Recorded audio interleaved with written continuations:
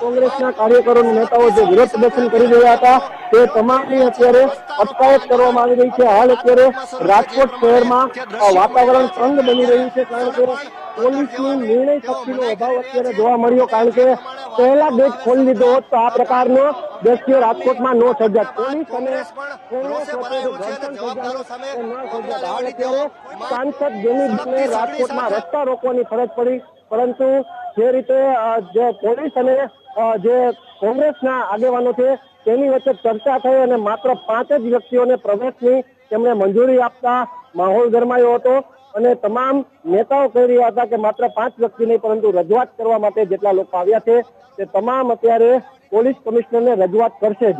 પરંતુ પોલીસ દ્વારા જે તાનાશાહી કરવામાં આવી છે તેનો કોંગ્રેસ દ્વારા ઉગ્ર વિરોધ કરવામાં આવ્યો અને એ વિરોધ અત્યારે સતત શરૂ છે।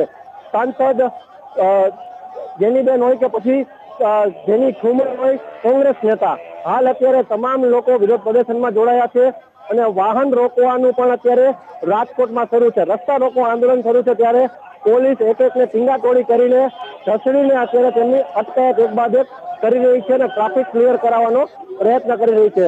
ગુજરાત પ્રદેશ NSUIના પ્રમુખ નરેન્દ્ર સોલંકીની આગેવાનમાં આજે કોંગ્રેસના તમામ નેતાઓ અને કાર્યકરો વિરોધમાં જોડાયા છે। પોલીસ પણ અત્યારે બળ પ્રયોગ કરીને તમામની અટકાયત કરીને ટ્રાફિક ક્લિયર કરાવી રહી છે। અગ્નિકાંડ ઘટનાની વાત કરવામાં આવે તો કોંગ્રેસના નેતાઓ અને કાર્યકરો એક જ માંગ કરી રહ્યા હતા કે પીડિતના પરિવારોને ન્યાય આપો। હજુ સુધી એક પણ પદાધિકારીનું નિવેદન લેવાયું નથી કે પછી એક પણ બીજેપીના નેતાનું નિવેદન નોંધાયું નથી। અગ્નિકાંડમાં સંડોવાયેલા તમામ બીજેપીના નેતાઓ છે તેની ધરપકડ કરવા અને ફરિયાદ નોંધવા કોંગ્રેસના નેતાઓ માંગ કરી રહ્યા છે। સાથે જ પીડિત પરિવારને રૂપિયા 1 કરોડનું વળતર અપાવવા માટે તે માંગ કરી રહ્યા છે અને આ સમગ્ર કેસ ફાસ્ટ ટ્રેક કોર્ટમાં ચાલે તે પણ માંગ અત્યારે કરી રહ્યા છે।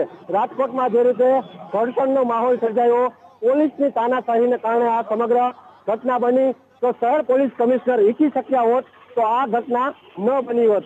જો અત્યારે તેને ગેટ ખોલ્યો તો પેલા ગેટ ખોલવામાં કારણ શું હતું, તેને શું નડતું હતું, કોની છે શરમ નડતી હતી, તે પણ સૌથી મોટો સવાલ પોલીસ કમિશનર સામે થઈ રહ્યો છે। ત્યારે રાજકોટના દ્રશ્ય છે તમામને અત્યારે અટકાયત કરીને ટ્રાફિક ક્લિયર કરાવવામાં આવી રહ્યો છે અને એક બાદ એક જે નેતાઓ છે તેની અટકાયત પણ રાજકોટમાં કરવામાં આવી રહી છે। જે રીતે સમગ્ર અગ્નિકાંડની ઘટના સર્જાઈ અને આ ઘટનામાં NSUI દ્વારા જે વિરોધ પ્રદર્શન કરવામાં આવ્યું, રાજકોટમાં કોંગ્રેસ ઉગ્ર બની અને આંદોલન કરી રહી છે ત્યારે બીજેપીના નેતાઓ સામે પણ તમામ કાર્યકરો અને નેતાઓ સવાલ